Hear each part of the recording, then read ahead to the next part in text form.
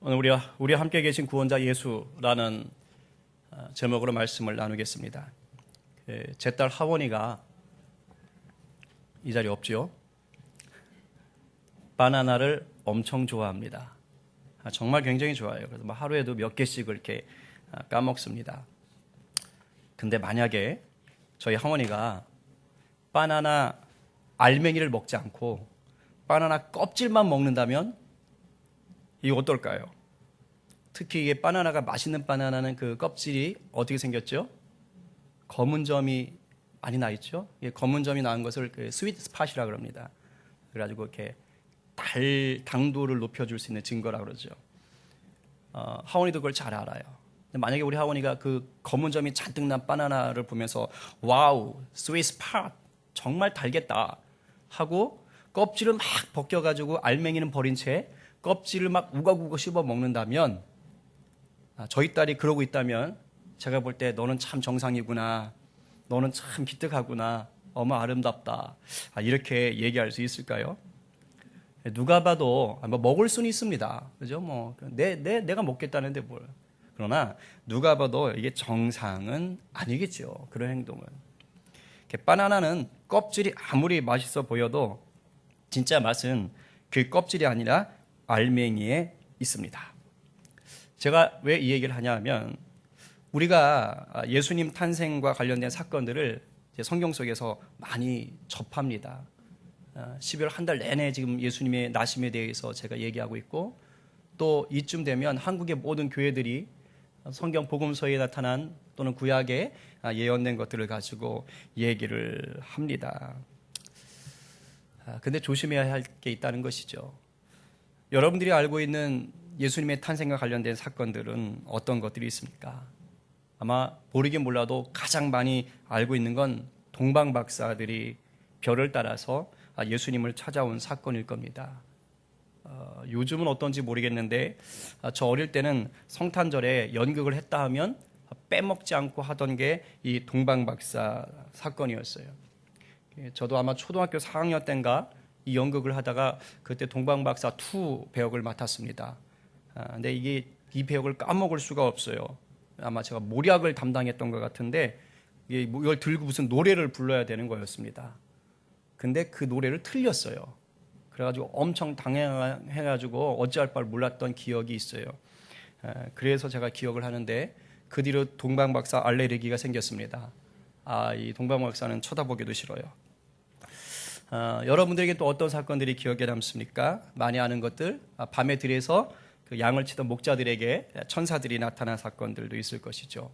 이따 오후에 우리 성탄제 때 나누게 될 본문이기도 하고, 또 지난주에 봤던 마리아에게 천사가 나타나서 너가 예수를 낳게 될 것이다 라는 것도 있을 것이고, 또 오늘 이렇게 요셉에게 또 천사가 찾아오는 사건들도 있을 겁니다. 그런데 우리는 자칫 이런 여러 사건들을 대하다 보면 이 바나나 껍질만 먹듯이 본질을 놓칠 수가 있다는 거예요. 자칫 동방박사나 목동들 또는 천사 또는 동정녀 마리아 또는 걱정 고민하고 있는 요셉, 이런 것들에만 집중할 수가 있어요. 그래서 정말 주목해야 할 본질인 예수님을 놓칠 수가 있습니다. 예수님 탄생과 관련한 모든 사건들은 결국 예수님이 왜 이 땅에 오셨는지를 말하고 싶어 합니다. 오늘 저는 여러분이 예수님이 이 땅에 오신 이 본질을 잘 깨닫게 되기를 간절히 축원합니다. 예수님이 이 땅에 오신 이유가 뭡니까? 그걸 정확히 밝혀주는 성경 말씀이 오늘 본문에 나타나 있어요. 우리 21절 같이 읽어보겠습니다. 시작. 아들을 낳으리니 이름을 예수라 하라.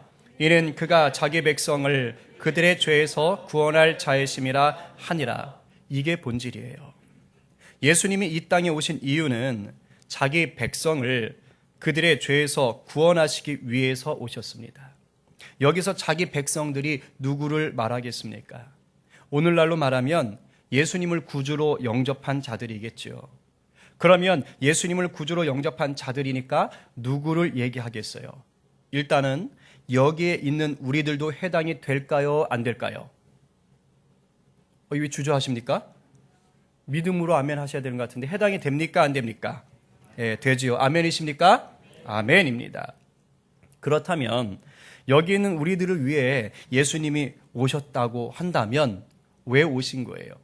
저 말씀을 본다면 오신 이유가 뭡니까? 그들의 죄에서 구원하시기 위해, 그들의 죄에서 구원하시기 위해 오신 거예요. 이게 중요합니다. 예수님이 우리를 위해 이 땅에 오신 본질적 이유는 우리가 돈 많이 벌게 해주시려는 게 아니에요. 우리가 무병장수하게 해주시려는 게 아닙니다. 우리가 좋은 대학이나 좋은 회사에 취직하게 해주시려고 오시는 게 아니에요. 우리가 좋은 인간관계나 좋은 성품을 개발할 수 있도록 해주시려고 오는 게 아닙니다.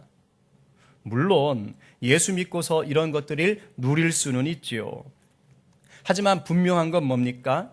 예수님이 이 땅에 오신 목적은 나의 죄의 문제를 해결해 주시기 위해서 오신 겁니다. 그 나머지 것들은 뭐냐? 주님의 나라를 위해서 하나님이 선물로 주시거나 아니면 예수를 믿든지 안 믿든지 자기가 노력해서 어느 정도 성취할 수 있는 것들인 겁니다. 그런데 우리는 자꾸 예수 믿는 것을 오해해요. 예수 믿으면 이 세상에서 겪는 내 삶의 문제가 해결될 거라고 믿어요. 내가 이 세상에서 심리적인 안정을 누리고 건강하며 물질적인 어려움을 당하지 않고 사는 것이 예수님이 이 땅에 오신 이유이고 내가 믿는 이유라고 착각을 합니다. 하나 여쭤보겠습니다. 그렇다면 날 때부터 장애가 있어서 심신이 불편하고 힘든 자들은 어떻게 되는 겁니까? 북한이나 이슬람 문화권에서 죽음의 위협 속에 살고 있는 성도들은 어쩝니까? 그들은 심리적인 안정도, 건강도, 물질적인 안정도 보장되지 않잖아요. 그러면 예수님이 그런 자들을 거부하신 겁니까? 아닙니다. 말도 안 되지요. 우리 하나님의 사랑은 그런 식으로 드러나는 게 아닙니다.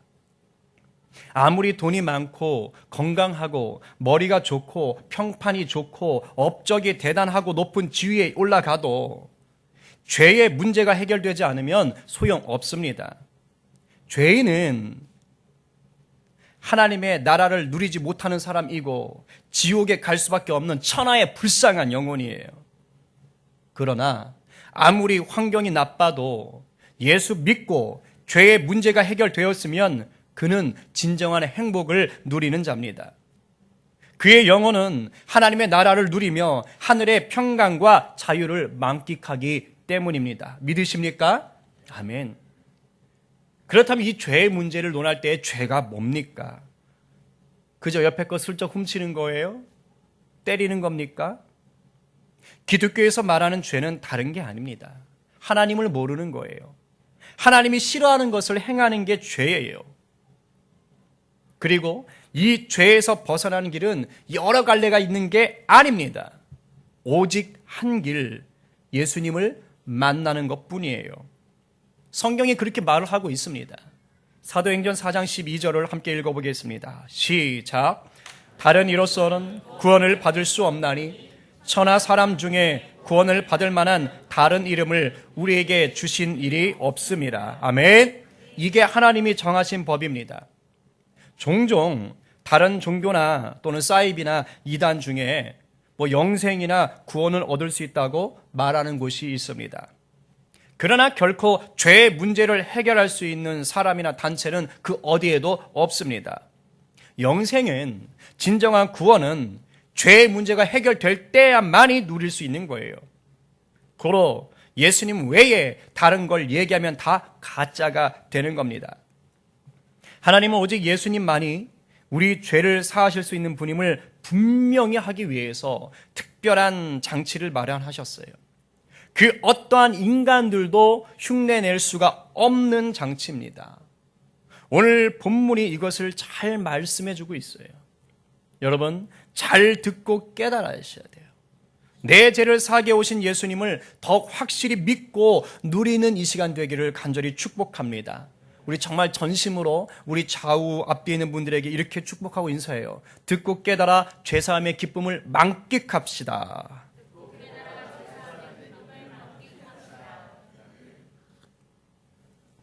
자, 그러면 첫 번째로 우리를 죄에서 구원하기 위해 오신 예수님은 성령으로 잉태하셨다라는 겁니다. 천하의 어떠한 인간도 흉내낼 수가 없는 하나님의 장치입니다. 하나님은 마리아와 요셉에게 시간 간격을 두고 천사를 보내셨어요. 그래서 예수님이 성령으로 잉태되신다는 것을 알려주십니다. 지난주에도 말씀드렸지만 이런 출생은 천지창조 이후에 한 번도 없던 일이에요. 이후로도 없겠지요. 그 어떠한 인간도 흉내낼 수 없는 일이고 오직 창조주이신 하나님만이 하실 수 있는 이적이지요. 그럼 대체 왜 우리 인간의 죄 문제를 해결하기 위해서 하나님이 예수님을 이렇게 비정상적인 방법으로 태어나게 하셨겠냐 이거예요. 물론 지난주에 제가 그래야 은혜인 줄 알지요 라고 얘기를 했지만 교리적인 차원에서는 아주 중요한 의미가 있습니다. 그건 우리 죄를 사하시기 위해서는 예수님은 죄가 없으셔야 했기 때문이에요. 그런데 인간은 근본적으로 원죄를 가지고 있었던 겁니다. 왜냐하면 최초의 사람 아담과 하와가 지었던 그 죄의 DNA가 계속해서 이어져 오기 때문이지요. 그렇게 남자 여자가 관계를 통해서 아기가 출생한다는 것은 결국 그 아기에게 원죄가 같이 있게 된다는 말입니다. 죄인으로 태어날 수밖에 없다는 것이죠. 내 죄인은 죄인을 구원할 수가 없습니다. 생각해 보세요. 깊은 늪에 빠진 사람들이 서로를 구해낼 수 있을까요? 안 됩니다. 움직일수록 더 깊이 빠져갈 뿐이에요.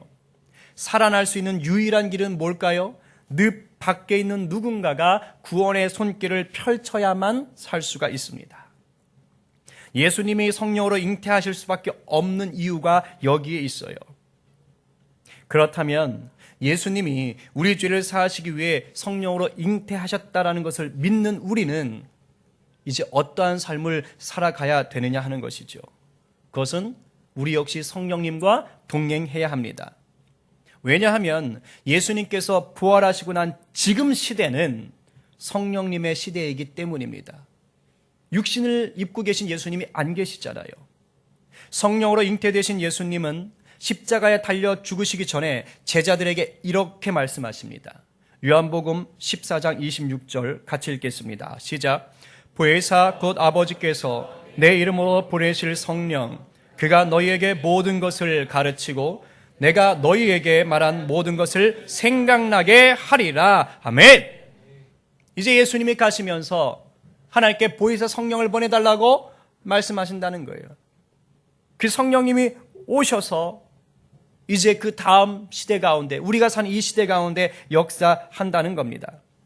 결국 우리가 예수님을 잉태하셨던 그 성령님과 동행하지 않으면 우리는 예수를 믿는 게 아닌 게 됩니다. 왜냐하면 성령님께서 하시는 일이 뭡니까? 예수님께서 이 땅에 계실 때 우리에게 보이신 모든 것을 가르치시고 생각나게 하셔서 실천하게 돕기 때문입니다. 그렇기 때문에 성령님과 동행하고 있다는 증거는 지금 내 안에 예수님을 더욱 사랑하려는 마음이 있는가? 예수님을 더욱 깊이 알려는 마음이 있는가? 예수님을 내가 더욱 증거하고 싶어하는 마음이 있는가를 살피는 겁니다. 그런 마음이 있다면 내가 예수 믿는 증거가 되는 거예요. 성령님과 동행하고 있다는 증거가 되는 겁니다. 원하기는 우리 모두가 성령님과 동행하여 예수님이 사셨던 삶을 살아내는 속죄함 입은 제자들 되시기를 간절히 축원합니다. 두 번째로 우리를 죄에서 구원하시기 위해 오신 예수님은 언약을 성취하셨습니다. 22절에 뭐라고 얘기합니까? 이 모든 일이 된 것은 주께서 선지자로 하신 말씀을 이루려 하심이니. 하나님께서 이미 구약시대 선지자들을 통해서 예수님의 나심을 약속하셨다라는 거예요. 우리가 조금 전 본문에서 읽었던 그 이사야의 예언인 임마누엘만 나타나는 게 아닙니다. 본문 20절에도 요셉을 일컬어서 다윗의 자손이라고 말하면서 예수님이 다윗의 자손으로 오신다는 것을 언급합니다. 이것도 선지자들이 이미 구약에서 말했던 거예요. 그래서 요한복음 7장 42절에서 요한은 이렇게 얘기했습니다. 성경, 즉 구약을 얘기하는 것이죠. 성경에 이르기를 그리스도는 다윗의 씨로 또 다윗이 살던 마을 베들레헴에서 나오리라 하지 아니하였느냐. 구약에 이미 예언하고 약속했다는 것입니다. 이 밖에도 마태, 마가, 누가, 요한 복음서에 기록된 예수님의 탄생 사건을 보게 되면 구약의 선지자들이 예언했던 하나님의 약속들이 많이 인용되고 있습니다. 즉 예수님께서 이 땅에 오신 것은 선지자들을 통해서 약속하신 것을 뭐 하기 위해서요? 이루시기 위해서 오신 겁니다. 대체 하나님께서는 왜 예수님이 태어나시기 수천 년 전부터 이 약속을 하셔야 했던 걸까요? 한번 생각해 보신 적 있으세요? 그건요, 죄에 묶여있던 우리 인간들의 결과가 어떻게 될지를 이미 아셨기 때문이에요. 결국 죄가 그 싹시 사망이 될 수밖에 없다는 것을 하나님이 알고 계셨기 때문이에요. 결국은 아들을 보내셔야만이 죄의 문제가 해결될 수밖에 없음을 아셨던 겁니다. 달리 말하면 예수님을 이 땅에 보내신 것은 하나님의 즉흥적인 선택이 아니라는 거예요. 오히려 창세 전부터 우리를 향해 계획되어 있었던 하나님의 신실하신 사랑이었습니다. 그래서 성경 말씀 속에는 우리를 향한 하나님의 사랑이 온통 녹아 있습니다.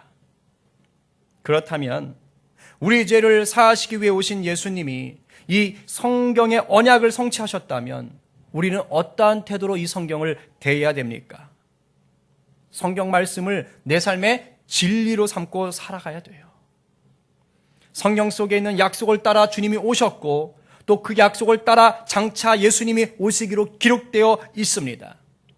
그렇기에 우리가 하나님의 사랑을 가장 정확하게 알 수 있는 길은 다른 게 없어요. 성경을 깊이 묵상하고 배우고 살아내는 겁니다.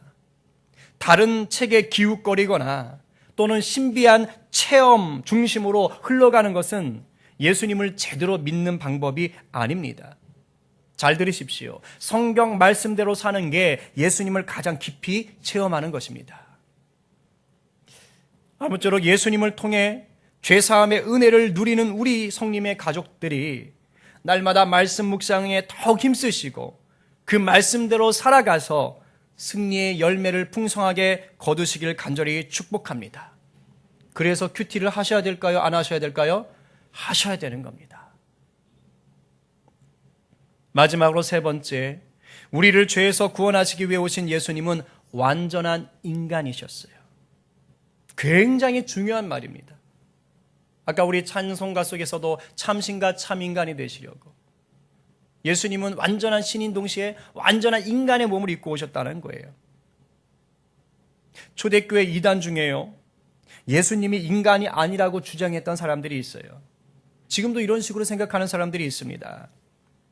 그냥 예수님은 인간의 모양을 하고 있는 어떤 공기다, 그림자다, 홀로그램이다, 뭐 이런 식으로 얘기했었어요. 실로 거룩하신, 너무도 거룩하신 예수님이 어떻게 이렇게 하찮은 인간의 몸을 가질 수 있느냐, 그게 그들의 논리였습니다. 그럴듯한 얘기 맞지요. 그러나 이것은 하나님의 사랑을 모른 채 인간의 얕은 지식 수준으로 예수님을 대했기 때문이에요. 예수님이 너무도 거룩하신 분인 건 맞습니다. 그분은 하나님과 똑같은 신이시지요. 그렇기 때문에 구태여 이 한계가 많은 인간의 몸을 입으실 이유가 전혀 없으셨던 분이에요.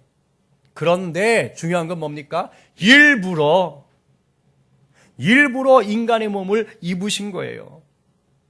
일부러 인간의 몸을 입고 오셔서 배고픔을 느껴야 하고 또 먹어야 하고 화장실에도 가셔야 되고 아픔도 느껴야 하고 졸리면 주무셔야 되는 그러한 삶 속에 들어가신 겁니다.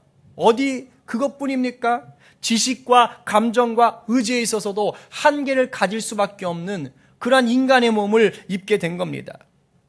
신의 입장에서 보면 불편하기가 이루 말할 수 없는 거지요. 비천한 인간의 몸을 입는 건 신의 입장에서 보면 이건 말도 안 되는 겁니다. 애완견을 너무도 사랑한 나머지 내가 네 마음을 너무 알고 싶구나. 개로 변할게. 마치 이와 같은 말도 안 되는 일이 실제로 벌어지는 것과 같은 거예요. 왜 그러셨냐 이거예요. 왜 일부러 그 힘든 그 불편함을 왜 입으셨냐 이거예요. 잘 들으세요. 그래야 한계 많고 죄로 굳어져 버린 우리가 비로소 하나님의 사랑을 깨달을 수 있기 때문이에요. 그래야 의심 많은 우리가 하나님이 나와 함께 계시는구나 라고 비로소 믿게 되기 때문입니다. 그런 점에서 23절에서 보라 처녀가 잉태하여 아들을 낳을 것이요 그의 이름을 임마누엘이라 하리라 라고 인용했던 이 이사야의 예언은 언제 완전히 성취된 겁니까? 이 땅에 예수님이 오심으로 완전하게 성취가 된 겁니다.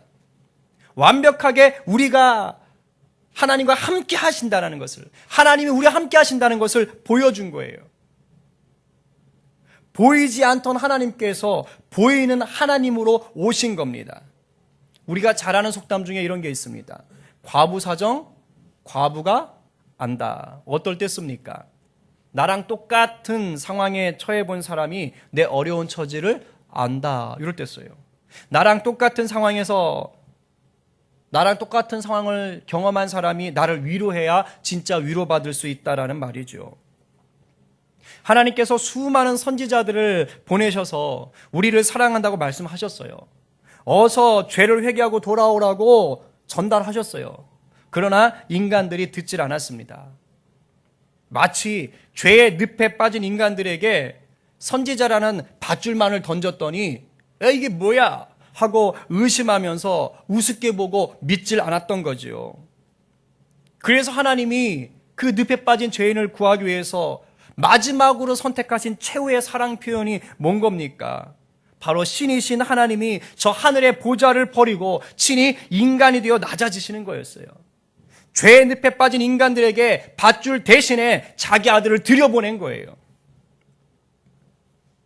인간과 똑같은 상황에서 인간들이 가장 큰 희생이라고 얘기하는 그 죽음이라는 방법을 통해서 하나님의 사랑을 알려주시기 위해서였습니다.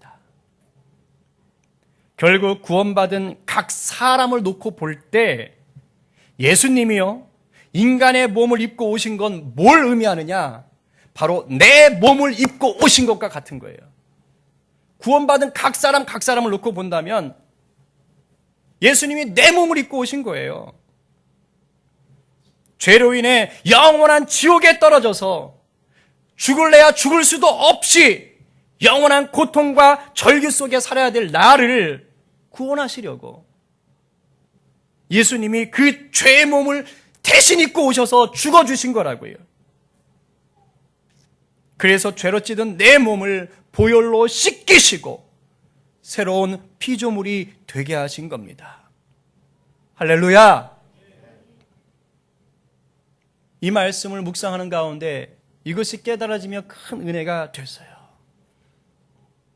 인간으로 오신 그 이유. 그렇다면 나를 위해 인간의 몸을 입고 오신 예수님을 안다면 이제 새로운 피조물이 되었다면 내가 어떻게 살아야 됩니까? 갈라디아서 5장 24절은 이렇게 얘기하고 있습니다. 한번 큰 소리를 읽어보겠습니다. 시작. 그리스도 예수의 사람들은 육체와 함께 그 정욕과 탐심을 십자가에 못 박았느니라. 아멘. 무슨 말입니까?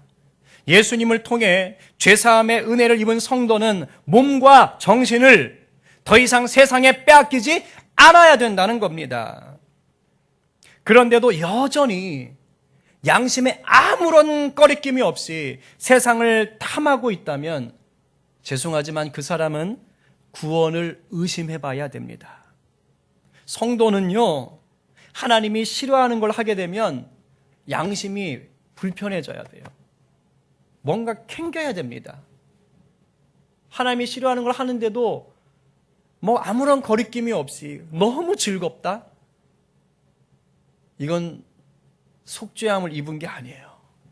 그냥 교회만 가끔 올 뿐이지 아닙니다. 정말 내가 예수 믿었고 죄사함을 받았다? 그러면 세상을 탐할 때 힘들어져야 돼요. 역겨워져야 돼요. 왠지 아세요? 내 안에 성령님이 계시기 때문인 거예요. 거룩하신 성령님께서 나한테 가르쳐 주는 거예요. 진철아, 이건 예수님이 너에게 가르쳐 주신 게 아니잖아. 그걸 말씀해 주시는 겁니다. 그래서 부딪히는 거예요. 우리가 그런 존재예요. 그런 존재가 돼야 돼요. 그런 새로운 피조물이 돼야 됩니다. 성탄을 맞으면서 어떤 예수님을 만나고 계세요? 한 달 내내 예수님을 얘기하는데 어떤 예수님을 경험하고 계십니까? 백화점에서 선물 사다 주는 그런 만들어진 산타 같은 예수님을 생각하십니까? 그건 예수님이 아니에요. 내 죄 사해 주시고 새로운 피조물을 만드시려고 이 한계 많은 몸을 입고 오신 그 예수님을 만나셔야 합니다.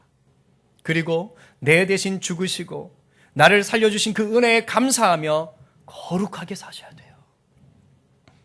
말씀에 붙잡혀서 그 은혜를 나누며 살아가셔야 됩니다. 우리 모든 성님의 가족들이 이제는 죄를 옷 입는 게 아니라 예수로 옷을 입은 거룩한 몸, 거룩한 삶이 되시기를 주님의 이름으로 간절히 축복합니다. 아멘.